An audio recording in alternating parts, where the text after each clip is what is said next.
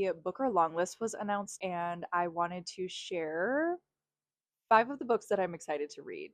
The first is The Wax Child by Olga Ravn. This is originally translated from Danish. It's described as a chilling tale of female power, brutality, nature, and magic. This one intrigued me because the main character, Kristense, she creates this doll out of wax and it sort of forms to her body and she carries it around, and the description implies that the doll achieves sentience and therefore introduces our character to the main conflict of the story. And it, I guess, highlights a real 17th century witch trial that took place in the country of Denmark. The next one on the list that really caught my attention was Women Without Men by Shahrnush Parsipur. This book features interwoven stories of women in the outskirts of Tehran. And the women range from ultra wealthy to struggling. One is a teacher, one is a middle aged housewife, another is a sex worker. And all of these women's stories come together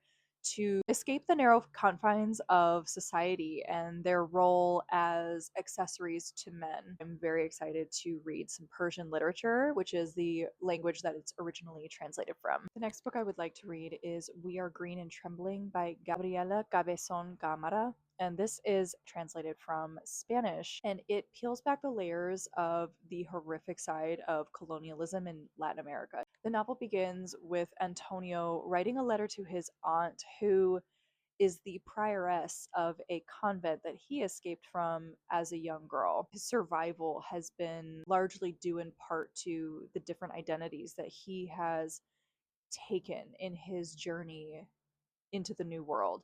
So, super interesting way to look at colonialism in Latin America through a queer lens.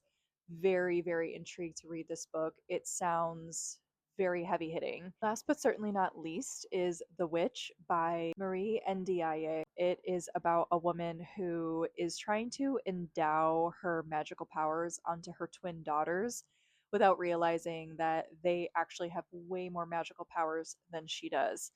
And the book explores family dynamics, family legacy. This one specifically goes into, who's responsible for family failure. What are you wanting to read from this list? Let me know. Let's chat in the comments.